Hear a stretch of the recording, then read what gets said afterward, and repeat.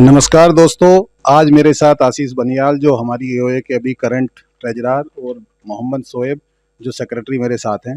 ये दोनों के साथ हमारी सोसाइटी के बहुत सारे लोगों के कुछ सवाल थे, तो आज मैं कोशिश करूंगा कि आपके सवाल अपने थ्रू इनसे पूछूं। तो एक छोटी सी वीडियो में बने रहिए हमारे साथ।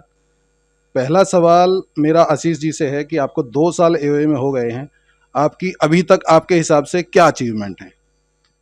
नमस्कार नवीन भाई। सभी निवासियों को मेरा नमस्कार। देखिए 2 साल पहले हम जब एओए में आए थे, हमारे बहुत सारे चैलेंजेस थे।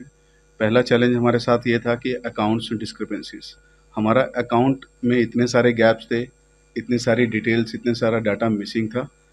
पहले हमें वो ठीक करना पड़ा।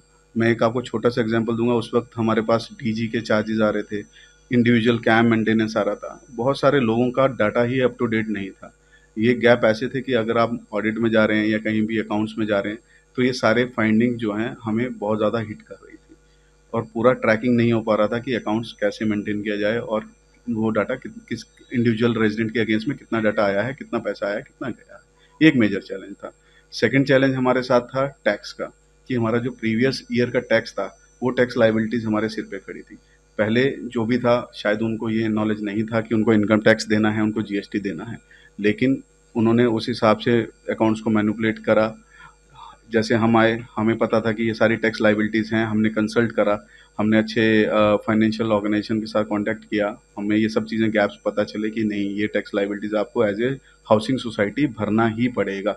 अगर आप आज नहीं भरते हैं, आफ्टर 4 ईयर्स, आफ्टर 5 ईयर्स आप पे ये टैक्स लाइबिलिटीज़ आएंगी और ये आपको भरना पड़ेगा। हमने वो सब चीज़ें कंप्लीट करी, हमने देखा कितना टैक्स हमें पिछले साल का देना है, कितना हमें करंट देना है। उसके बाद हमने ये सारे टैक्स भरा। और लगभग कितना था पिछले एओए के टाइम का टैक्स और जीएसटी मिला के जो आपको भरना पड़ा? लगभग पिछले साल का जो हमारा जीएसटी था और इनकम टैक्स था, जो 2022-23 का हमें भरना पड़ा था, वो लगभग 12 से 13 लाख के आसपास था, जिसमें लगभग 5 लाख के आसपास टैक्स था और लगभग नहीं, 5 लाख के आसपास जीएसटी था और 6.5 लाख के आसपास इनकम टैक्स था। वो एक बड़ा अमाउंट था जो हमें भरना ही भरना था हर हालत में, ड्यूरिंग आवर ऑडिट फाइनेंशियल, जो हमारा ऑडिट हुआ था उसकी फाइंडिंग्स के अगेंस्ट में, वरना हम ऑडिट ही क्लोज नहीं कर पाते। तो सबसे पहले हमने वो भरा। उसके बाद हमारे पे दूसरी रिस्पॉन्सिबिलिटी थी कि अपने टेन्योर का जो टैक्स है वो हम सारा मेंटेन करें, तो वो भी हमने मेंटेन किया। हमने लगभग 5 लाख इनकम टैक्स भरा और लगभग 15 से 15.5 लाख के आसपास हमने जीएसटी भरा। उस 5 लाख में भी जो हमें रिटर्न आया इस ईयर, ऑलरेडी 50,000 हमें रिटर्न आ गया था जब हमने रिटर्न फाइल किया था। करंट ईयर के लिए हम ऑलरेडी 17 लाख हम जीएसटी भर चुके हैं और लगभग 3.75 लाख हम इनकम टैक्स भर चुके हैं। जो हमारा कैलकुलेशन के हिसाब से बेस्ट फिगर्स बैठी थी वो हमने ऑलरेडी डिपॉजिट कर दी है। तो एक टैक्स लाइबिलिटी बहुत ज़रूरी है। आने वाला कोई भी वो आए उसके लिए हमेशा ये जानना ज़रूरी है कि टैक्स लाइबिलिटी हमें हर हालत में भरनी है, वरना ये 3 या 4 साल के बाद रेजिडेंट्स पे ही आएगा। जो तीसरा मेजर गैप था हमारा, तीसरा मेजर गैप हमारा था इनकम ट्रांजैक्शन की। हम कैशियल ले रहे हैं, हमारी जो ट्रांजैक्शंस आ रही हैं, हमारी इनकम आ रही है, उनका फ्लो मेंटेन नहीं था। कुछ मैं एग्जांपल आपको दे रहा हूँ, कोई शिफ्टिंग इन या शिफ्टिंग आउट चार्ज आ रहा है, वो कैश में लिया जाता था। कोई एनओसी है, पेमेंट है, वो कैश में ली जा रही थी, और ये कैश ऐसी थी कि ये बैंक में डिपॉजिट नहीं होती थी। ये अपने खर्चों में ये लोग खर्चते थे और उसके हिसाब से वो ट्रांजैक्शन दिखा देते थे, which is not as per bylaws. Bylaws हमारा ये कहता है कि अगर आपके पास या कोई भी इनकम आई है, that need to be part of bank, वो बैंक में जाना चाहिए, लेकिन ऐसा नहीं हो रहा था। तो सबसे पहले हमने उसको करेक्ट किया, हमने ट्रांजैक्शन सारी बैंक में डिपॉजिट करी और फिर वहाँ से एज एन एक्सपेंसेस हम एज ए पैटी कैश, जो एक प्रोसेस कहता है कि ये secretary can hold 20,000 of petty cash for his monthly expenses, और इससे ज़्यादा वो होल्ड नहीं कर सकता। तो वो एक साइकिल, एक प्रोसेस बनाया गया ताकि कहीं भी ट्राई जो कैश फ्लो इधर से उधर हो रहा है वो बिल्कुल बंद हो। तो एक एक मेजर अचीवमेंट थी जो हमने इस पर कंट्रोल किया, और हमने उस चीज़ को ट्रांसपेरेंट तरीके से हमने अकाउंट्स में दिखाया और रिफ्लेक्ट किया, और मंथली एक्सपेंसेस रिपोर्ट शेयर की, जो हमारी वेबसाइट phgaoa.in पे एवरी मंथ शेयर की जाती है। ये 3 अचीवमेंट्स हमारी जो थी वो अकाउंट्स और इससे रिलेटेड, टैक्स से रिलेटेड थी। दोस्तों, विपिन जी से भी मैंने समय लेने की कोशिश की थी। विपिन जी मेरे साथ नहीं है, तो जो सेक्रेटरी की और सिविल के दोनों काम में अचीवमेंट मैं पूछूंगा शोएब जी से कि वो क्या अचीवमेंट पिछले 2 सालों की बताना चाहेंगे, सिविल की और आपने जो उनका सिक्योरिटी सेक्रेटरी जो उनका डेजिग्नेशन था उसकी। तो मैं सभी को नमस्कार। तो मैं स्टार्ट करना चाहूँगा बेसिकली। सबसे अहम जो हाई राइज सोसाइटीज़ में सबसे अहम चीज़ जो होती है वो है लिफ्ट्स। जैसे ही हम आए थे लिफ्ट में बहुत अनिमिया थी, थी, बहुत डिस्क्रिपेंसीज थी और उन डिस्क्रिपेंसीज को हमारी रिस्पॉन्सिबिलिटी थी, क्योंकि as a high rise society lift हमारी लाइफलाइन होती है। तो हमारी रिस्पॉन्सिबिलिटी थी कि उसे सबसे पहले एड्रेस करना, और एज अ बोर्ड मेंबर्स हमने सबने डिसाइड किया था कि हाँ, हम उसे टेकअप करेंगे, रिस्पेक्टिव कि हम कितना फंड्स उसमें एलोकेट कर पाते हैं। इनिशियल एनालिसिस जो हमारी कहती थी कि हम शायद से सेम कॉस्टिंग में एएमसीज अटेन कर लेंगे ओईएम से, जॉनसन एंड पुणे से। लेकिन जैसे ही हमने उन्हें अप्रोच किया तो उन्होंने ऑडिट्स का उठाया और तो बोला कि पहले हम ऑडिट करेंगे और ऑडिट फाइंडिंग के हिसाब से हम बेसिकली एएमसीज देंगे। ऑडिट फाइंडिंग्स उन्होंने ऑडिट्स किया और ऑडिट फाइंडिंग्स जो थी वो बहुत चौंका देने वाली थी। लगभग सारे सिक्योरिटी जो बाईपास होते हैं, वैसे सारे सिक्योरिटीज़ बाईपास थी। अनाउंसमेंट सिस्टम काम नहीं कर रहे थे, और लिफ्ट्स, बहुत सारी लिफ्ट्स थी जो एक एक दो दो रोप्स पे चल रही थी, जबकि मैक्सिमम 3 रोप 4 रोप्स जो लिफ्ट्स के हिसाब से होते हैं, वो एक कंसर्न था। कुछ ए टावर का एग्जांपल देना चाहूँगा, वहाँ पे जो लिफ्ट का जो जिस पे रोप चल रहा होता है पूरा, वो पूरा लगभग आधा गल चुका था और वो किसी भी समय हादसे को में कन्वर्ट हो सकता था। जैसे ही हम आए, हमें ये पता चला तो हमने तुरंत तत्काल प्रभाव से जॉनसन और कोने को रोप इन किया। उन्होंने जो भी ऑडिट्स किए, उस ऑडिट्स को जो भी उनसे मल्टीपल राउंड्स ऑफ डिस्कशंस हुए, उन ऑडिट्स पे कॉस्ट बहुत हाई थी। हमें नहीं लग रहा था कि हम इतना कॉस्ट बियर अप कर सकते हैं। उस कॉस्ट को नेगोशिएट करके मल्टीपल राउंड्स में नीचे लेके आए और वो उसको एग्जीक्यूट कराया, और आज हम उस स्थिति में खड़े हैं जब लिफ्ट्स की ऑलमोस्ट ज़ीरो कंप्लेंट्स होती हैं। येस, छोटी-मोटी कंप्लेंट्स होती हैं, लेकिन हमें हमेशा जॉनसन और पुणे का इंजीनियर्स हमेशा राउंड द क्लॉक यहाँ अवेलेबल होता है इन वर्किंग आवर्स, और वो उसे एड्रेस करता है और फास्टली एड्रेस करता है। दूसरा, हमारे यहाँ सबसे बड़ी प्रॉब्लम थी कि कंप्लेंट्स का कोई ट्रैकिंग नहीं थी। नो ब्रोकर रोड चल रहा था, लेकिन लोगों के में ये अवेयरनेस नहीं थी कि एनबीएचबी है, नो ब्रोकर रोड भी है, वहाँ कंप्लेंट डालोगे तो एड्रेस होगी। लोगों को लगता था एक फ़ोन करेंगे तभी एड्रेस होगी, बिना फ़ोन के नहीं होगी। उस प्रोसेस को हमने इम्प्रूव किया। हमने day by day complaint management system को इम्प्रूव करते गए, और बहुत सारे डिपार्टमेंट्स ऐसे थे जहाँ हम डेली कंप्लेंट्स एड्रेस कर पा रहे थे। आज की डेट में अगर मैं बात करूँ तो हम डेली कंप्लेंट्स एड्रेस कर पा रहे हैं। एग्जाम्पल देना चाहूँगा इलेक्ट्रिकल की कंप्लेंट्स, एग्जाम्पल देना चाहूँगा लिफ्ट्स की कंप्लेंट्स, एग्जाम्पल देना चाहूँगा कारपेंटर्स की कंप्लेंट, है ना, इवन प्लम्बिंग की कंप्लेंट हम डेली एड्रेस कर पा रहे हैं। हाँ, कुछ एरियाज़ हैं जहाँ पे सिविल की अगर मैं बात करूँ या पेंटिंग की बात करूँ, वहाँ कंप्लेंट्स ज़्यादा रहती हैं और एक कंप्लेंट में समय बहुत लगता है, तो उसको एड्रेस करने में थोड़ा सा टाइम लगता है, हो सकता है एक आध दिन का डिले भी हो जाता है। तो वहाँ पे हम कोशिश कर रहे हैं कि इम्प्रूव करें, लेकिन ऑब्वियसली सब एरियाज एक साथ इम्प्रूव हो जाए पॉसिबल नहीं है। तीसरा क्या था, इन आउट प्रोसेसेस जो थे हमारे पास, कुछ प्रोसेसेस नहीं थे। थोड़े टाइम में हमने हमने देखा कि कुछ प्रोसेसेस है नहीं, और स्टाफ्स भी बहुत ज़्यादा प्रोसेस की मैं फॉलो करने में बिलीव नहीं करता। तो हमने एक एजेंसी ओपन करी जहाँ पे हमने अपने स्टाफ को पूरा आउटसोर्स किया, और वहाँ से हमने प्रोसेस इंप्लीमेंट करना स्टार्ट करी। इन आउट का प्रोसेस इंप्लीमेंट किया पूरा, ताकि shift in shift out properly execute हो पाए, प्रॉपर पेपर वर्क हो, प्रॉपर एंट्रीज हो, प्रॉपर ट्रांजेक्शन हो, और उस ट्रांजेक्शन हमारे एओ अकाउंट में हो। और उसके अलावा एनओसीज़ के प्रोसेस, अगर मैं पिछले साल की बात करूँ, पिछली ये हेओ की, तो हमें आज तक कोई डॉक्यूमेंटेशन नहीं है कि कितनी एनओसीज़ पूरे साल में एग्जीक्यूट हुई। अगर हम पिछले 2 साल की बात करें, हमें एक-एक एनओसीज़ का पता है कि क्या एग्जीक्यूट हुई, और उस एनओसीज़ के प्रोसेस को भी हमने day in day out improve किया है। कुछ डिस्क्रिपेंसीज़ भी फाउंड हुई थी बीच में, तो हमें एनओसीज़ के फॉर्मेट्स में भी चेंज किए, वो एक थी। इस सोसाइटी में फॉगिंग, रोडेंट कंट्रोल जैसी चीज़ें थी नहीं, और फॉगिंग थी भी तो ऐसी थी कि हो गई तो बोल दिया तो हो जाती थी। और हमने एक प्रोसेस इम्प्लीमेंट किया जहाँ वीकली 2 बार फॉगिंग होती है, वीकली 2 बार रोडेंट कंट्रोल होता है। एक रोडेंट कंट्रोल का, रोडेंट्स का स्पेशली हमने एनबीएस में एक सेक्शन डाला, ताकि वहाँ पे रोडेंट से रिलेटेड जो भी कंप्लेंट्स हों वो रेजिडेंट्स डाल सकें। प्रॉपर कंप्लेंट का सिस्टम अडॉप्ट किया, और उसका जो फीडबैक सिस्टम था वो अडॉप्ट किया। रैंडम फीडबैक्स हमने कंप्लेंट्स पे ली। कुछ एरियाज़ ऐसे थे जहाँ पेरेंट्स के कंसर्न्स थे कि वो सीसीटीवीज़ होने चाहिए बच्चों के प्ले एरिया में या हमारे मार्केट गेट्स पे। हमने, हालाँकि बजट्स बहुत कंस्ट्रेंट्स थे, लेकिन हमने फिर भी वहाँ ऐसे एरियाज़ जहाँ बिल्कुल आउटमोस्ट इम्पोर्टेंट था, हमने वो इम्प्लीमेंट किए। सीसीटीवी, आज गेट से प्ले एरिया आपका सीसीटीवी से कवर्ड है, आपके मार्केट गेट दोनों सीसीटीवी से कवर्ड है। प्लस क्या क्या था कि नाइट आवर्स में कभी भी क्या होता था, जनरली रेजिडेंट्स की कंप्लेंट रहती है कि नाइट आवर्स में कोई भी होता नहीं है मेंटेनेंस ऑफिस में एड्रेस करने वाला। तो हमने जो हेल्प डेस्क का सिस्टम था वो बेसिकली इंप्लीमेंट किया। आज की डेट में आपके पास नाइट में हेल्प डेस्क होती है, हेल्प होता है, कोई भी इमरजेंसी होती है, आप जाते हैं मेंटेनेंस ऑफिस में, वो आपको होता है एड्रेस करने के लिए, और वो बेसिकली आपकी कंप्लेंट को उस तरीके से लेता है। क्योंकि नाइट में जनरली ये कंप्लेंट रहती है कि स्टाफ है नहीं है, तो वो मेंटेनेंस ऑफिस में नहीं है। वहाँ एक डेडिकेटेड हेल्प डेस्क नाइट में होता है, जो आपकी हर परेशानी को सुनने के लिए तैयार है। फिर आपका डोर लॉक हो गया या कुछ भी एक्स वाई जेड इमरजेंसी हो गई, तो वो एड्रेस करने के लिए। तो ये कुछ ऐसे चीज़ें हैं जो हमने इन 2 सालों में एड्रेस करने की कोशिश करी, और कुछ हद तक हम कोशिश में कामयाब हो पाए हैं। हाँ, हो सकता है कुछ एक चीज़ों में इम्प्रूवमेंट का स्कोप है, वो हमेशा रहेगा। तो ये सब चीज़ें थी जो हाँ हमने improve ये तो रही अचीवमेंट्स, लेकिन मेरा प्राइम इंटरव्यू का जो पर्पज़ था, जो मैं कुछ दिनों से सोसाइटी निवासियों के बीच में घूम रहा हूँ, तो बहुत सारे बर्निंग क्वेश्चन हैं प्रेजेंट एओए को लेके। तो मैंने कुछ क्वेश्चन लिस्ट आउट किए हैं, जिसमें पहला सवाल मेरा आशीष जी से है कि आशीष जी, 2 साल में भी सारे टावर रिपेयर और पेंट नहीं हो पाए, और ये बहुत बड़ा मुद्दा है इस समय सोसाइटी में। आप ये बताइए कि ऐसा क्यों? नहीं, एक जेन्युइन क्वेश्चन है नवीन जी। और मेरे ख्याल से हर रेजिडेंट जो ये सोसाइटी में रहता है उसका वो दिल से ये चाहता है कि उसका टावर रिपेयर हो, उसके अगर कोई भी मेहमान आते हैं उनको एक अच्छा इंफ्रास्ट्रक्चर देखने को मिले। लेकिन ग्राउंड रियलिटी क्या है कि हम सारे टावर एक साथ रिपेयर करवाने में असमर्थ क्यों हो रहे हैं? क्योंकि पहली चीज़ तो है कि जो टावर रिपेयर्स वाली चीज़ है ये हमारे कैम में इंक्लूड नहीं होती है। दिस इज़ एक्सक्लूडेड कैम, जो मेंटेनेंस चार्जेस होते हैं उसके एक्सक्लूड होता है हर जी। आशीष जी यहाँ स्पष्ट तौर पे ये कह रहे हैं कि जो 2 रुपए का मेंटेनेंस लिया जा रहा है, उसके अंतर्गत टावर की जो एक्सटर्नल रिपेयर और पेंट नहीं आती है। क्या मैं सही समझ पा रहा हूँ आपकी बात? ये मेरे लिए भी नया है कि टावर की बाहर की पेंट और रिपेयर 2 रुपए के चार्जेस में बाईलॉज में नहीं आती है।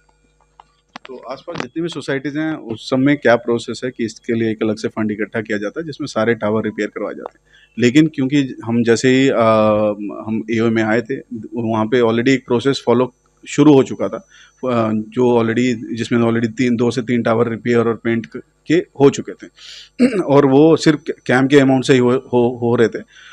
एक प्रॉब्लम उसमें क्या थी कि जो क्वालिटी ऑफ रिपेयर था वो मेंटेन नहीं किया गया था। अगर आप आज की डेट में देखेंगे, जो टावर A1, F5, F6 ये उस समय जब रिपेयर करे गए थे और पेंट करे गए थे, आज आप इनकी दशा देखिए। कोई भी बाहर से अगर निवासी जा रहा होगा तो इन 2 टावर्स या 3 टावर्स की आप रिपेयर क्वालिटी देखिए, क्या रिपेयर क्वालिटी है।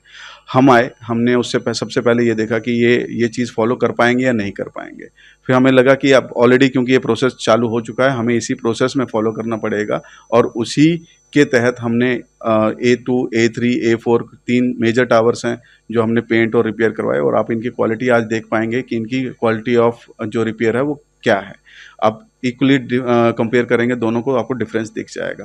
क्वेश्चन आता है कि हम सारे टावर्स को क्यों रिपेयर नहीं कर पा रहे? क्योंकि हर एक टावर को रिपेयर करने की एक कॉस्ट होती है।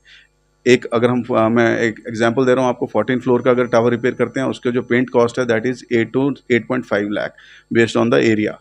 प्लस उसका जो रिपेयर होता है, रिपेयर करवाना हो तो हम बिल्कुल 1 महीने में भी ख़त्म कर सकते हैं। लेकिन अगर आप अच्छे से टावर रिपेयर करवाना चाहते हैं जो आगे अगले आने वाले 5-8 साल के लिए एक टावर की हेल्थ अच्छी रहे, तो उसके लिए आपको टाइम लगता है और आपको रिपेयर कम से कम 3 से 4 महीने में वो रिपेयर आपकी कंप्लीट हो पाती है।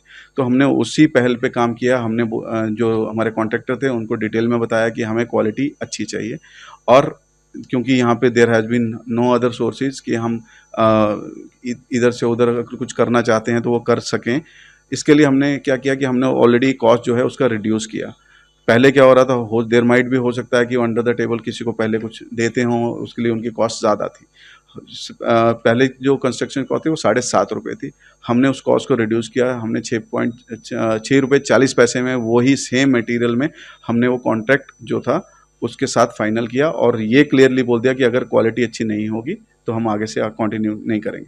इसका सबका डिफरेंस आप देख पाएंगे। A3, A2, A4 जो हैं हमारे टावर्स, उनकी रिपेयर कितनी अच्छी है या उनकी क्वालिटी कितनी अच्छी है। अभी एक कॉन्टिन्यूस प्रोसेस है। हमने C1, C1 रिपेयर करवा चुके हैं, C2 ऑलरेडी इन प्रोग्रेस है, F4 हम रिपेयर करवा चुके हैं। कुछ एडॉक रिपेयर जो हुई हैं वो B1, B2, B3 और C5 में भी हुई हैं। लेकिन अब ये प्रोसेस शुरू है तो हमें उसी को फॉलो करना पड़ेगा। आने वाले टाइम में अगर लोग चाहेंगे कि सारे टावर एक साथ रिपेयर हों, हम एक रेजोल्यूशन पास करवा सकते हैं GBM में, जिसमें एक फंड इकट्ठा किया जाए और जिसके तहत सारे टावर विदिन 3 मंथ्स में रिपेयर करवाए जाएँ। अभी आने वाले टाइम के लिए जो हमारा प्रोजेक्शन है, हम चाहते हैं कि जल्दी से जल्दी रिपेयर सारे ब्लॉक्स में शुरू हो।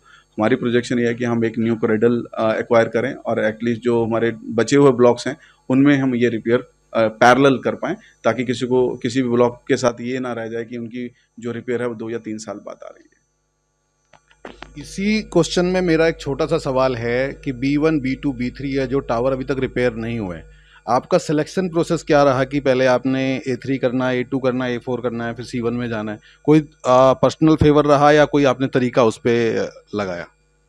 नहीं नवीन जी, इसमें देखिए कोई भी पर्सनल फेवर नहीं था। Based on the life of the tower ये डिसीजन लिया गया था कि जो टावर पहले से हैंड ओवर हो चुके हैं, जिसमें ए ब्लॉक सबसे पहले आता है। हमें नहीं पता किन रीज़न के तहत A1 से जब रिपेयर कंप्लीट किया था पिछली ईओए ने, और वो क्रेडल उठा के डायरेक्टली F4 या F5 और F6 के लिए उन्होंने ट्रांसफ़र कर दिया, जबकि as per process A2 A3 A4 की रिपेयर पहले होनी चाहिए थी, क्योंकि वो टावर सबसे पहले हैंड ओवर किए गए थे। उनकी लाइफ जो थी वो ऑलरेडी ज़्यादा थी और उनको रिपेयर की ज़रूरत ज़्यादा थी, किसी भी ब्लॉक से ज़्यादा। तो उसी तहत A1 A2 A3 A4 अब रिपेयर हो चुके हैं। तो उसके बाद जो हमारा हैंडओवर हुआ था वो हुआ था सी ब्लॉक। अब जो टावर रिपेयर है, क्योंकि हमने बीच में F4 से जो वो क्रेडल था उस समय मेरे ख्याल से जब ऑलरेडी दूसरी टीम ने F4 में लगा दिया था, तो और F4 के निवासियों की नाराज़गी ये थी कि क्रेडल वहाँ से क्यों खोला गया है, तो इसलिए बीच में F4 भी रिपेयर करवाया गया, ताकि वो लोग भी क्योंकि उनकी एक्सपेक्टेशन थी, ऑलरेडी टावर स्टार्ट हो चुका था लेकिन वो रिपेयर फिर बंद हो गई थी। तो F4 बीच में रिपेयर करवाया गया, उसके बाद C1 पे एज़ पर प्रोसेस C1 पे आया और अब C2 सीक्वेंस में है। तो इसी तरीके से सारे ब्लॉक जो हैं रिपेयर करवाए जाएंगे। दूसरा जो बड़ा अभी सवाल है या निवासियों में जो डर का माहौल है वो है आवारा कुत्ते। आवारा कुत्ते दिन पर दिन बढ़ते जा रहे हैं। पुरानी ईओए भी अपने काफ़ी प्रयास कर चुकी, आप भी प्रयास कर चुके। मेजर समस्या क्या है कि ये समस्या क्यों नहीं सोल्व हो पा रही है? सोसाइटी में जो पैनिक का माहौल है कब खत्म होगा? देखिए, आवारा कुत्तों का एक सिंपल सा कंसर्न ये है कि हम भी उसी सिचुएशन में हैं। हम बतौर एओए उस कुर्सी पे से बैठे हैं, जिम्मेदारी के लिए बैठे हैं, और लोग हमसे क्वेश्चन भी करते हैं, लेकिन हर किसी को ये समझना पड़ेगा कि क्यों, क्या रीजंस हैं। लॉ जो हमारा बना हुआ है वो हमें अलाउ नहीं करता कि हम इन सारे कुत्तों को बाहर उठा के फेंक दें।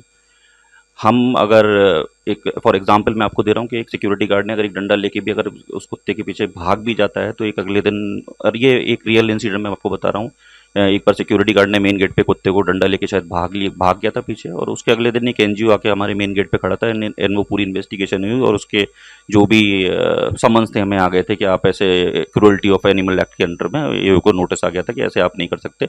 तो ये सारे प्रैक्टिकल रीजंस होते हैं, ग्राउंड रीजंस होते हैं, जिसकी वजह से आप एक्शन नहीं ले पाते। लेकिन हाँ, जो विद इन लॉ है, हमने टाइम इन टाइम वो एक्शन लिए हैं, जैसे कि ग्रेटर नोएडा अथॉरिटी, बहुत लंबे समय तक हमने उनसे कोशिश की वो स्टरलाइजेशन कराएं। वहाँ बहुत लंबे समय तक वेंडर नहीं था, हम लगातार कोशिश करते रहे, और हमने वो वेंडर रिक्रूट कराया वहाँ पे वेंडर, और उस वेंडर को बेसिकली सोसाइटी में लाए और उससे स्टरलाइजेशन कराया। स्टरलाइजेशन के अपने मल्टीपल चैलेंजेस होते हैं, ठीक है। तो अब क्या होता है कि कोई भी डॉग्स के लिए स्टरलाइजेशन के लिए आता है, इतनी बड़ी सोसाइटी है, अब वो स्टरलाइजेशन के लिए ऐसा तो होता ही नहीं है कि वो 10 सारे कुत्ते एक बार में पकड़ के ले जाएं और इसका सारा का स्टरलाइजेशन कर दें। हाँ, मल्टीपल राउंड्स में हमने स्टरलाइजेशन कराया है अथॉरिटी की मदद से, और हमने रेजिडेंट्स को भी कम्युनिकेट किया है कि भाई स्टरलाइजेशन हुआ है, और रेजिडेंट्स के पास सारी कम्युनिकेशंस गए हैं कि स्टरलाइजेशन हुआ है। ये कुछ ऐसी चीज़ें हैं जहाँ हम इम्प्लीमेंट कर पाए हैं। हाँ, कंसर्न्स हैं, डेफ़िनेटली हैं, लेकिन एज़ एन ईओए आपको लॉ के साथ अबाइड करना पड़ता है, और उस डॉग्स वाली सिचुएशन में हम भी हैं, हमारी भी फैमिलीज़ हैं, हमारे भी बच्चे हैं, हमें भी वही कंसर्न्स हैं, लेकिन हम कर वो ही सकते हैं जो लॉ अलाउ करता है, क्योंकि अगर आप अगेंस्ट द लॉ जाते हैं तो डेफ़िनेटली उसके अपने कॉन्सिक्वेंसेस हैं, वो सबको झेलने पड़ेंगे। एक और सवाल शोएब जी आपसे है कि हॉर्टिकल्चर को लेके काफ़ी सवाल उठ रहे हैं, स्पेशली जो पार्क्स हैं, पोडियम पार्क्स हैं, बी ब्लॉक के सामने वाला पार्क है, कभी ग्रीनरी दिखती है, कभी वो बिल्कुल रेगिस्तान जैसे हो जाते हैं। तो उस पर आप क्यों अच्छे से काम नहीं कर पा रहे हैं? देखिए, हॉर्टिकल्चर एक ऐसा डिपार्टमेंट है जहाँ क्या है कि विद टाइम चीज़ें चेंज बदलती रहती हैं, मौसम पे भी डिपेंडेंट है, लोगों पे भी डिपेंडेंट है, और कुछ काम डेफिनेटली ऐसे होते हैं सोसाइटी में जहाँ हमें रेजिडेंट्स का भी सपोर्ट चाहिए होता है।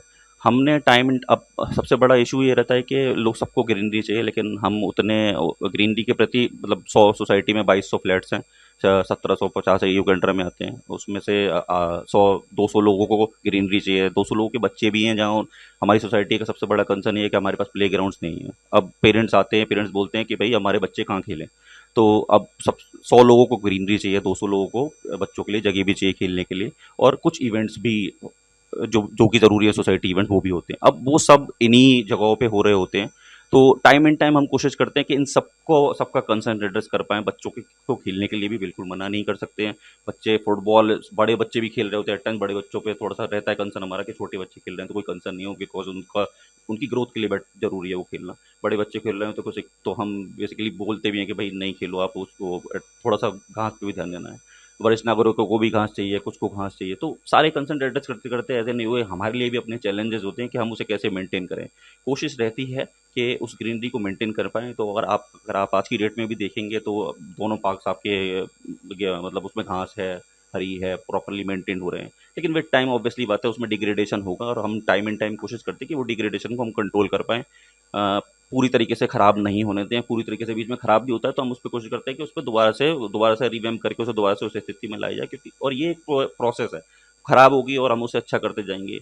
कुछ सोसाइटीज़ बाकी, अगर सोसाइटी के लेवल पे ग्रीनरी की बात करूँ तो ऑब्वियसली बात है चैलेंजेस हैं, इम्प्रूवमेंट का स्कोप है, डेफ़िनेटली है, और हम उस पे टाइम एंड टाइम कोशिश करते रहे इम्प्रूव करने की। लेकिन कुछ कंसर्न्स ऐसे भी हैं कि फंड्स आपको अलाउ नहीं करता, वहाँ हम थोड़े फँस जाते हैं। एक लिमिटेड बजट है, उसी में हमें एड्रेस करना है। 5 माली हैं हमारे पास, उनकी सैलरीज़ हैं, वही हम एड्रेस कर पा रहे हैं। उन्हीं से जितना मैक्सिमम एरियाज़ को ग्रीन रखना, कटिंग्स कराना, नए एरियाज डेवलप कराना, जैसे कि F3 F4 के बीच में जो छोटा सा वो है वो एरिया डेवलप कराना हो, या F3 के सामने को एक पार्क हो वो एड्रेस कराना, जैसे C5 का पार्क है उसको ग्रीन रखना। तो कुछ ऐसे मल्टीपल चेंजेस हमने किए हैं। पोडियम को कोशिश करी है कि ग्रीन रख सकें, तो हम अपनी तरफ से पूरी कोशिश कर रहे हैं। सर्टेन चैलेंजेस हैं जिसकी वजह से ऐसा राउंड द क्लॉक आपको वो पूरा पूरा लश ग्रीन नहीं दिख पाता है, जो चैलेंजेस मैंने बात करी। लेकिन हमारी कोशिश में कोई कमी नहीं है और आगे भी नहीं रहेगी। अब क्योंकि वीडियो लंबा ना हो तो मैं बहुत स्पेसिफिकली कुछ क्वेश्चन, 3-4 क्वेश्चन बचे हैं, उसका जवाब चाहूँगा। ये बहुत बड़ी नाराज़गी का कारण कुछ रेजिडेंट्स में है कि जब 2023 में पुरानी एओए के खिलाफ आपको 4 लाख रुपए खर्च करा के, फोरेंसिक ऑडिट करा के इतना बड़ा प्रूफ भी मिल गया कि 90 लाख का कोई फ्रॉड हुआ है या करप्शन हुआ है, और निवासियों ने जीबीएम में ये भी बोल दिया कि इनको जेल भेजो, इनके खिलाफ कंप्लेंट करो, फिर एओए ने वो कंप्लेंट क्यों नहीं करी?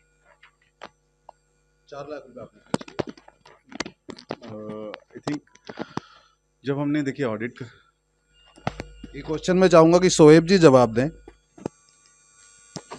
क्या है कि ऑडिट्स, तो पहली चीज़ तो मैं ये क्लैरिफाई करना चाहूँगा रेजिडेंट से कि ये जो फिगर है 4 लाख की, ये सच नहीं है।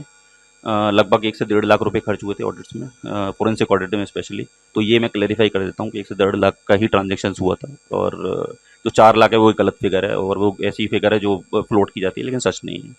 दूसरी चीज़, हमने ऑडिट्स कराया और ऑडिट की फाइंडिंग थी, यस डेफिनेटली। और हमने एज एन ईओए हमने ऑडिट नहीं कराया, रेजिडेंट्स की जीबीएम के बीच वो डिस्कशन हुआ था, रेजिडेंट्स की सहमति से हमने ऑडिट कराया था। रेजिडेंट्स ने ही बोला था फॉरेंसिक ऑडिट कराओ, और हमने उसे एग्जीक्यूट करा था। हाँ, एग्जीक्यूटर हम थे, हमने ऑडिटर का सिलेक्शन कराया जीबीएम में, डेफिनेटली।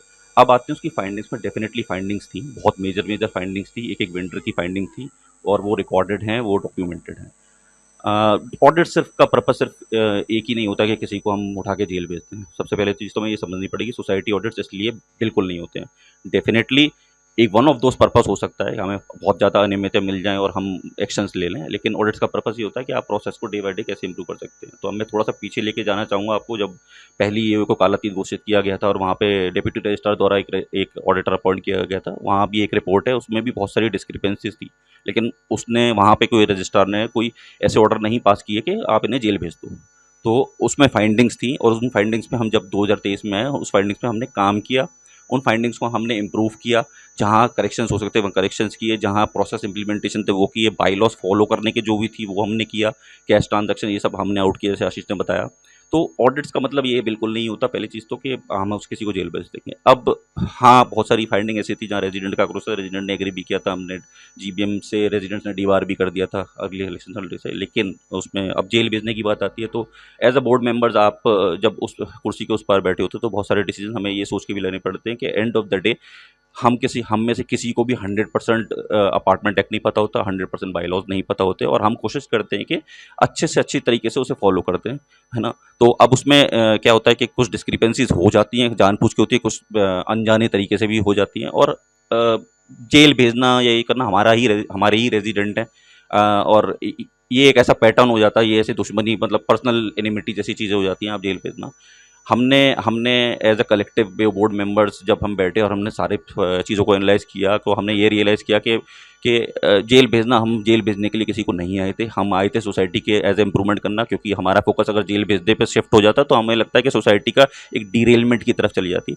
तो हमने कलेक्टिवली एज बोर्ड मेंबर्स ये डिसाइड किया कि नहीं, हम एज अ कोई क्रिमिनल पे कोई एक्शन नहीं लेंगे, और हम ठीक है मतलब उसमें फाइंडिंग्स हैं, हम उसको इम्प्रूव करेंगे। तो ये हमारा कुछ रीजंस थे वहाँ पे। हमारे प्रेसिडेंट भी थे, उन्होंने भी यही बोला कि भाई हम सोसाइटी के लिए इम्प्रूवमेंट करना है, ना कि किसी को जेल भेजने आए हैं। तो आगे का इम्प्रूवमेंट करते हैं, सोसाइटी को एक बेहतर रास्ते पे लाते हैं, हम चीज़ें करेक्ट करते हैं, और यही हमें डिफाइन करेगा कि हम एज एन यूए हमने क्या किया, ना कि एक सोसाइटी में भेदभाव और का एक माहौल क्रिएट करना।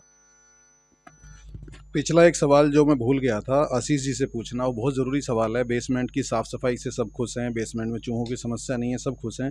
लेकिन अभी भी बहुत सारे नागरिक मुझसे कहते हैं कि नवीन जी, बेसमेंट में पिलर्स की जो हालत है वो अभी भी ख़राब है, और उसको लेके उनके मन में डर है। तो उस पे आपका क्या जवाब है आशीष जी? कि वैसे तो हमारे बीच विपिन जी होने चाहिए थे, वो इसका बेहतर जवाब दे पाते, लेकिन मैं कोशिश करता हूँ कि इसका जवाब देने का। देखिए, बेसमेंट का जब रिपेयर की बात आती है, और ये एक मेजर कंसर्न्स है उन लोगों के लिए जो नीचे गाड़ी पार्क करते हैं, या एक पूरे एज ए सोसाइटी जो पूरा स्ट्रक्चर खड़ा है वो हमारे बेसमेंट पे है, ठीक है, हमारे पिलर्स पे, हमारे बीम्स पे है।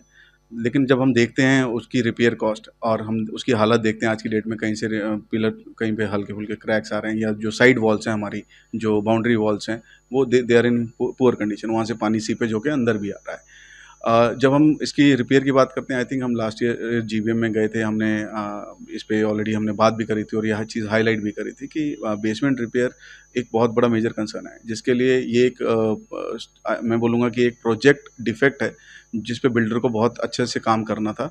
और मेरे ख्याल से जब हमारा 3 से 4 करोड़ हमारा पेंडिंग था, ड्यूज़ था बिल्डर के ऊपर, तो एक हमारे पास बहुत अच्छा मौका था कि हम इस चीज़ को पिच इन कर पाते और इस चीज़ को ठीक करवा पाते। क्योंकि बेसमेंट रिपेयर में कोई बहुत कम खर्चा नहीं आना है, इसमें एक बहुत बड़ी मोटी रकम जो है, जो खर्चे के तौर पे आएगी, जो आ जाए या कल आए, वो सब रेजिडेंट्स पे ही बेयर करनी पड़ेगी। उस समय हमारे पास मौका था कि हम बिल्डर से करवा पाते, लेकिन वैसा नहीं हो पाया। हमने ड्यूज़ क्लियर करे बिल्डर के, और उसको बिल्डर को इस पॉइंट पे हमने नहीं पकड़ा। आज की डेट में प्रॉब्लम ये है कि हमने जो नॉर्मल असेसमेंट करवाया था, तो उसमें लगभग 1 से 1.5 करोड़ या 2 करोड़, ये इतने के आसपास जो खर्चा एस्टिमेट हमारे अलग-अलग जो कोटेशंस आई हैं, इतना खर्चा होना है। कुछ मेजर इश्यूज़ थे बेसमेंट में, जो मैंने आपको गिनाए। इसके अलावा आपके रैट्स थे, कुत्तों की समस्या थी, जिसके लिए जो बेसमेंट से मूवमेंट थी वो रोकी गई, नीचे स्टेयर्स पे आयरन गेट्स लगाए गए, रोडेंट कंटिन्यूस किया गया, जिस पे रैट की समस्या को ख़त्म किया गया। आज की डेट में अगर गैप हैं, तो वो हमारे मेजर रिपेयर से हैं, और उसके लिए हमें बैठना पड़ेगा, सबको सोचना पड़ेगा कि एक कलेक्टिवली अमाउंट हम इकट्ठा करें और उन चीज़ों पे फोकस करें। अगर आप ये चाहते हैं कि हम कैम के अमाउंट में हम मेजर बेसमेंट रिपेयर्स कर पाएँ, तो हम पैचेज़ कर सकते हैं। वहाँ आज थोड़ा-सा पैच कर दिया, थोड़ा-सा रिपेयर कर शो कर दिया लोगों को दिखाने के लिए, लेकिन वो एक प्रॉपर बेसमेंट रिपेयर नहीं है। बहुत सारी जगहों पे हमारे वहाँ पे सीमेंट ही नहीं लगा हुआ है, बिल्डर ने डायरेक्टली ऐसे ही हैंडओवर कर दिया गया। इसके अलावा और बेसमेंट में जो समस्या हमारी थी, ऐसा नहीं है कि हमने बेसमेंट पे काम नहीं किया। जो छोटी-छोटी स्ट्रक्चर से रिलेटेड समस्या थी, जो डेली जो इम्पैक्ट कर रही थी रेज़िडेंट्स को, उसमें एक ड्रेन कवर्स आता है हमारा, जो बहुत सारी बुरी हालत में था। बहुत सारे ड्रेन कवर्स जो टूटे पड़े थे, लोगों को बहुत सँभल के गाड़ी निकालना पड़ता था। तो पिछले 2 साल में आई थिंक हमने बहुत सारे न्यू ड्रेन कवर्स लगाए हैं। आज की डेट में अगर गाड़ी मूवमेंट कर रही है, तो कोई लेटेस्ट अगर कोई केस हुआ हो कि हाँ, जहाँ पे कोई ड्रेन कवर टूटा है, वरना जितने भी टूटे हुए ड्रेन कवर्स थे, सब पे हमने आयरन से वो कन्वर्ट कर दिए हैं। और आज की डेट में बेसमेंट की एक सिचुएशन जो है, वो 2 साल पहले जो थी उससे काफ़ी इम्प्रूव्ड है। कहीं कुछ-कुछ एरिया पे, जैसे जहाँ पे लाइट्स नहीं है, हमने रेज़िडेंट्स को ओपनली बोला है कि आप एक कंप्लेंट डालिए। वो उन एरियाज़ को हम बिल्कुल न्यू लाइट्स वहाँ पे डिप्लॉय करेंगे, और ऐसा कंटिन्यूअस प्रोसेस में हो रहा है। तो 2 साल पहले जितना अंधकार था और जो सफाई का माहौल था, जो नीचे इतना कूड़ा-करकट रहता था, आज की डेट में वैसा नहीं है, क्योंकि अब हाउसकीपिंग भी एक फ़ास्ट एक्शन पे मोड में है। जैसे कोई कंप्लेंट करती है या कोई रेज़िडेंट हमें कंप्लेंट करता है, उस चीज़ पे एक्शन होता है। जो हमारा सीपेज से रिलेटेड इश्यूज़ हैं, जो हमारे बाउंड्री वॉल्स में, वो हैं। उन पे हमें एक्चुअली बैठ के सोचना पड़ेगा, और हमें एक बजट बनाना पड़ेगा, ताकि उसकी प्रॉपर रिपेयर करवाई जाए। कुछ चीज़ मैं ऐड करना चाहूँगा इस पे, सीपेजेस की बेसमेंट में सीपेज की प्रॉब्लम है क्यों। तो सबसे पहली प्रॉब्लम तो ये है कि हमारे यहाँ सोसाइटी में 3 जो नए टावर्स बने थे, उनके लिए कोई एसटीपी का प्लांट्स नहीं है। अब एसटीपी का प्लांट नहीं तो ऑब्वियस सी बात है, कहीं ना कहीं तो उनका पानी जाना है। अब अभी ऑलरेडी जो बाकी टावर्स थे, उनके लिए जो एसटीपी का प्लांट था, वो ऑलरेडी कम क्षमता में 50% कैपेसिटी पे ऑलरेडी था। अब ऑलरेडी जब यहाँ शॉर्ट था और वहाँ बना नहीं प्लांट, तो पानी तो कहीं ना कहीं जाएगा ही, ठीक है, राइट। एंड वो पाइप्स जो एक्चुअली वो रिटेनिंग वॉल्स में ही होते हैं, और वो पाइप्स ही हैं जहाँ पे उन पे बहुत प्रेशर होता है। उन 3 टावर्स का, इन नए 16 टावर का सबका प्रेशर उन पाइप्स पे है, और वो पाइप्स कहीं ना कहीं क्या होता है, रिटेनिंग वॉल से लीकेज करते हैं।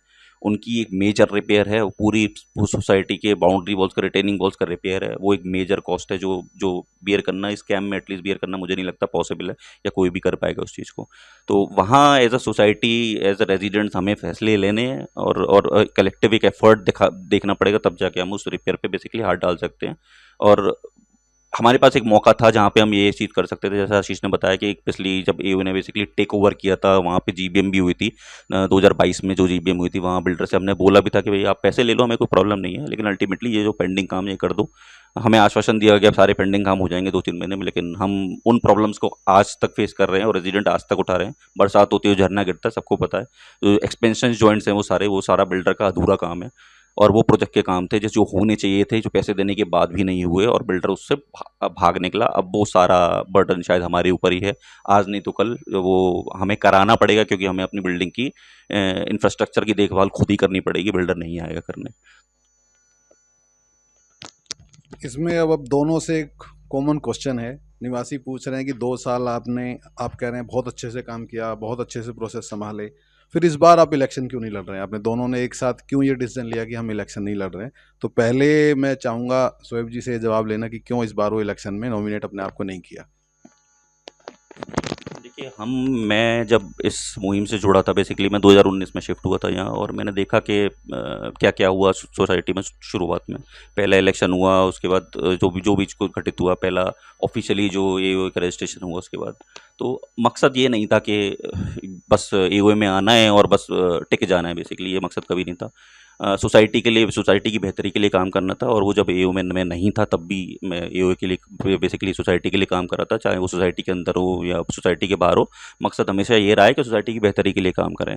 अब रही बात कि क्यों नहीं लड़ा, क्यों नॉमिनेशन इस बार नहीं किया है या विड्रॉ किया, जो भी किया है, वो उसके रीज़न बहुत सिंपल हैं कि हमारी एक बहुत बड़ी टीम है। हमें लगता है कि नए लोग आते रहने चाहिए, एक्सपीरियंस लोग आते रहने चाहिए, सबको वो एक्सपीरियंस मिलना चाहिए। सबको ये पता होना भी ज़रूरी है कि सोसाइटी के चैलेंजेस क्या हैं। वो जब आप अंदर आते हैं तो आपको पता चलते हैं, आप उससे फाइट करते हैं, और आप उससे उससे सीख लेते हैं, और आगे के एक एक्सपीरियंस होल्ड करते हैं उसका। एक सिमिलर लोग आते रहें और वो वही करते रहें, और उन्हें वही करते रहें, और वो चेंज ना आए, क्योंकि चेंज इज वो नेचर को नियम है प्रकृति का, और वो चेंज आता रहना चाहिए। तो कुछ यही रीजंस थे यहाँ पे। हमें लगता है कि हमारे पास नए लोग हैं, नई नई एनर्जी के साथ हैं, और वो सोसाइटी को एक बेहतर दिशा में लेके जा सकते हैं। तो ये रीजंस थे जहाँ हमने सोचा कि नए लोगों को मौका देना चाहिए। बहुत बड़ी टीम है, और केपेबल इनफ है वो उसे हैंडल करने के लिए सोसाइटी। आशीष जी, आपका भी इसमें कुछ ऐड करना चाहेंगे? जी बिल्कुल नवीन जी। देखिए 2 साल पहले जब हम एओ में आए थे, और या जब मैंने ये डिसीज़न लिया था कि मुझे एओ में आना, तो हमारे बहुत सारे प्लान्स थे, आइडियाज़ थे। बहुत सारी चीज़ें करनी थी, क्योंकि हमें लगता था ऑन ए सोसाइटी लेवल वो सब चीज़ें होनी चाहिए, और किसी हद तक हमने वो चीज़ें अचीव भी करी। जिसमें अगर आप देखेंगे, हमारा मेडिकल रूम आज हमारे फ्री ऑफ कॉस्ट अवेलेबल है सब लोगों के लिए। एक फ्री लाइब्रेरी सेटअप की गई है, सीनियर सिटीजन के क्लब मेंबरशिप फ्री है। आप पेरेंट्स के लिए देखेंगे, किड्स के लिए सुबह बस के लिए वो खड़े रहते थे गेट पे, बस शेल्टर बनाया गया है। तो ऐसी कॉन्टिन्यूस इम्प्रूवमेंट जो थी वो हमारे दिमाग में थी, जो हमने इम्प्लीमेंट भी करी। लेकिन ऐसा नहीं है कि ये सिर्फ आइडियाज़ हमारे ही हैं या और किसी के पास नहीं आ सकते। तो एक हमारा एक बड़ा ग्रुप है जो ये सारी चीज़ें जो हैं सोचता है और इम्प्लीमेंट करता है। मैं पर्सनली क्यों नहीं लड़ रहा हूँ, क्योंकि मुझे लगता है कि ऑलरेडी मैंने 2 साल इस सोसाइटी के वेलफेयर के लिए दे दिया है, और हमारे पास एक बहुत बड़ी टीम है। उनको भी उतना ही मौका मिलना चाहिए कि वो आगे आएँ और अपने आइडियाज़ इम्प्लीमेंट करें। They should not have any boundation, उनको कुछ रिस्ट्रिक्शन ना हो। वो एज ए टीम जैसे हमने काम किया, वो लोग भी आगे काम करें, और हम एज ए आफ्टर 2 ईयर्स हम भी अपनी फैमिली को और उतना टाइम दे पाएँ जितने बाकी लोग दे रहे हैं। यहाँ पे किसी को कब्जा नहीं करना है, किसी को यहाँ बने नहीं रहना है। और आई थिंक ये कॉन्टिन्यूस प्रोसेस इसी तरीके से चलना चाहिए कि कोई भी चेहरा कॉन्टिन्यूसली इस पोजीशन पे ना बैठे, क्योंकि अगर वो बैठा है तो डेफिनेटली उसको यहाँ बैठ के कोई ना कोई बेनिफिट दिख रहा है, फिर वो सोशल वेलफेयर नहीं कर रहा है। आप ये मानेंगे कि कोई ज़िंदगी भर यहाँ बैठ के वेलफेयर करना चाहता है, तो वो ऐसा नहीं कर रहा है। वो कहीं ना कहीं उसको अपना कुछ बेनिफिट दिख रहे हैं, या उसको लग रहा है ये मेरा सोर्स ऑफ इनकम है, वो तभी बैठा है। हमारी टीम में अब स्टार्टिंग में ही ऐसा एग्रीमेंट हो गया था अपना आपस में कि हम में से कोई भी इस यहाँ पे कॉन्टीन्यूस पोजीशन होल्ड नहीं करेगा। हम कॉन्टीन्यूस रोटेशन में रहेंगे, नए नए लोगों को लाएंगे, नए लोगों को चेहरा बनाएंगे, और ताकि सोसाइटी के लोगों में भी इस चीज़ की जागरूकता आए कि वो भी आगे आ सकते हैं और एओ में बैठ के वो भी अपने हिसाब से अपने प्लान इम्प्लीमेंट कर सकते हैं, ना कि सिर्फ एक नॉर्मल रेजिडेंट बन के। और ये एक अच्छी सोसाइटी को मेंटेन करने के लिए बहुत ज़रूरी है कि सबको बराबर मौका मिले और सब लोग आगे आएँ। हाँ, लेकिन ये ज़रूरी है कि अच्छे लोग आगे आएँ। सिर्फ किसी को आगे आना है और वो आगे आके आए और गुंडागर्दी करे और ये सब एक गलत माहौल सोसाइटी में बनाए, हम ऐसा बिल्कुल नहीं चाहते। एक अच्छी टीम आए, अच्छे चेहरे आएँ, पढ़े लिखे लोग आएँ, और ये ज़रूरी है कि उनके पास ऑलरेडी सोर्स ऑफ इनकम हो, उनकी सैलरी हो, तब वो यहाँ पे वेलफेयर कर सकते हैं। क्योंकि खाली दिमाग बिना सैलरी के कोई यहाँ वेलफेयर करने के लिए नहीं आ रहा, वो सिर्फ अपना बेनिफिट के लिए आ रहा है। जो लोग आएँ वो रिटायर्ड हों, उनके पास ऑलरेडी सोर्स ऑफ इनकम हो, या एक पढ़े लिखे लोग आएँ जो ऑलरेडी कहीं सोर्स ऑफ इनकम सैलरी ले रहे हैं, ताकि वो यहाँ पे सिर्फ और सिर्फ वेलफेयर कर पाएँ। इसलिए मैं 2 साल हो चुके हैं, इसलिए मैं इस बार नहीं करूँगा, नहीं लड़ रहा हूँ। और टीम में नए लोगों को चेहरा बनाया गया और ये कंटिन्यूस प्रोसेस चलता रहेगा। धन्यवाद। तो दोस्तों, आप सब जानते हैं मैं भी इस टीम को काफ़ी सपोर्ट कर रहा हूँ इस इलेक्शन में। मेरा इस इंटरव्यू का पर्पज़ था कि आपके सवाल खुद का जवाब ये खुद इनसे लूँ, और अब 3 टीम आपके सामने हैं। ये सारे सवालों के जवाब मैं पहले से जानता था, और डे टू डे एक्टिविटी में इनके साथ रहता हूँ, इनकी समस्या समझता हूँ, सुनता हूँ। तो मैं आपसे प्रार्थना करूँगा इस वीडियो को सुनने के बाद कि अगर आपको लगता है कि वॉलंटियर टीम बेईमानी के कारण या करप्शन के कारण ये एग्जीक्यूट नहीं कर पाई बचे हुए काम, तो आप इन्हें वोट ना दें। अगर आपको लगता है कि ये लोग बहुत समझदारी से, बहुत तरीके से आगे बढ़ रहे हैं, वास्तव में फंड की समस्या थी, इनके इंटेंशन की कोई समस्या नहीं थी, तो फिर आप इनको वोट दें। मैं वॉलंटियर टीम को वोट दूंगा। सारे सवालों के जवाब मैंने आपके लिए पूछे।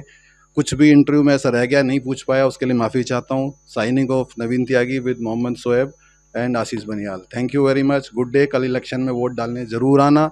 8 बजे से 2 बजे तक का समय है। आपका वोट बहुत ज़रूरी है सोसाइटी के लिए, आपके अपने फ्लैट की वैल्यू के लिए, आपकी पारिवारिक लाइफ के लिए। जय हिंद, जय भारत।